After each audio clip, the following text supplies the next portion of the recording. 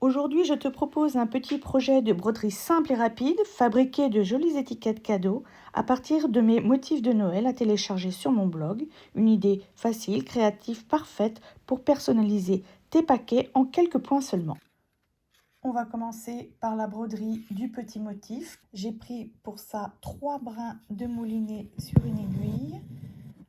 Voilà. Et on va faire du point de feuille. Donc je sors, je repique sur le trait, je lance un long point. Et ensuite, en suivant les traits du motif, je ressors tout près de l'autre sur le trait du motif. Et je vais aller repiquer légèrement en dessous. Puis de l'autre côté, toujours sur le trait du motif. L'astuce pour avoir des feuilles de houx bien dessinées, c'est de piquer toujours sur les traits du motif. Par exemple, ici, je pique donc ici pour bien dessiner la pointe de houx. Je repique en dessous. Et par exemple, ici, là, la fois d'avant, juste, j'ai piqué ici. Mais là, le trait se trouvant ici, hop, je pique sur le trait et je descends. Un peu en dessous, comme ça, tout au long. Quand la première feuille est terminée, on fait de la même façon les deux autres. Pour faire les petites boules de houx, je vais faire comme ici, un point de nœud, c'est très facile. Je sors en plein milieu de petits ronds un fil entier de moulinet avec les 6 brins, puis je vais tourner, je mets mon aiguille à l'horizontale, puis je vais tourner une fois, 2 fois, 3 fois, repiquer au même endroit. Vous voyez, là, je tiens le fil avec mon pouce et mon index, tendu mais pas trop. Et je vais tirer sur le fil en dessous et lâcher au dernier moment. Et ça va faire un joli point de nœud. Je peux en faire 3 comme ici. Et je peux même en rajouter un autre. Et pour terminer, je fais la tige avec 2 brins de moulinet. Voilà, et je vais faire du point arrière fendu. J'avance. Hop. Et ensuite, je repique en avant et je reviens fendre le point précédent en son milieu ou aux 3/4 et je termine comme ça jusqu'en haut.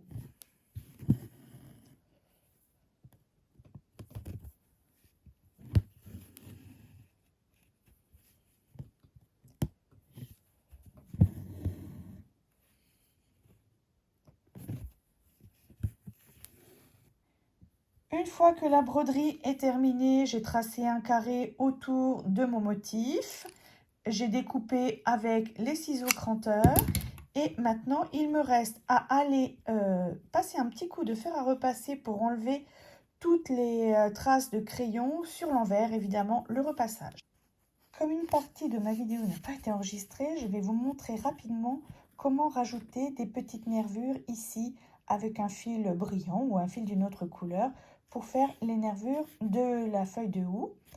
Alors, ici, je prends un fil métallisé donc et je vais faire un point arrière, des points arrière tout au long,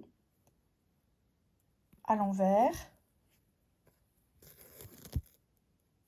Voilà, des points arrière, j'en fais 2 ou 3 jusqu'aux petites boules de houx.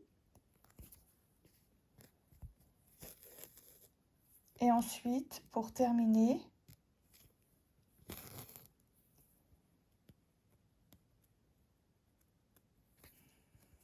je pars du côté et je vais lancer des points vers la nervure centrale,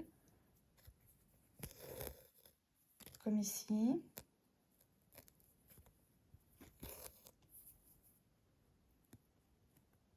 Pour faire ces petits traits ici sur le motif. Passons maintenant au montage. J'ai pris pour ça un rectangle de papier de carte forte. On peut en prendre seulement une épaisseur, mais là c'était pour mettre un petit message. On prend des ciseaux à papier, je coupe un angle, puis je prends le papier découpé pour faire mon gabarit et je coupe l'autre angle. Comme ça, on a deux angles bien identiques et symétriques. Voilà. On dispose le petit morceau de papier qu'on veut mettre dessous. Alors, soit on le pose droit comme je l'ai fait ici, soit on peut même éventuellement le mettre un peu en biais pour faire un petit mouvement. Et ensuite, eh bien, avec de la colle, alors là, je l'ai pris de la colle tout venant sur le bout du doigt parce que je n'ai pas de pinceau.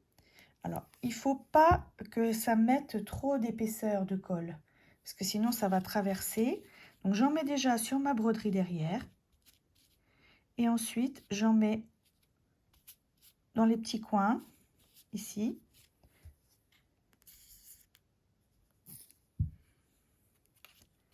Voilà, je frotte tout doucement pour bien étaler, pour ne pas que ça traverse. Puis, je vais aussi coller mon papier avec un peu de colle.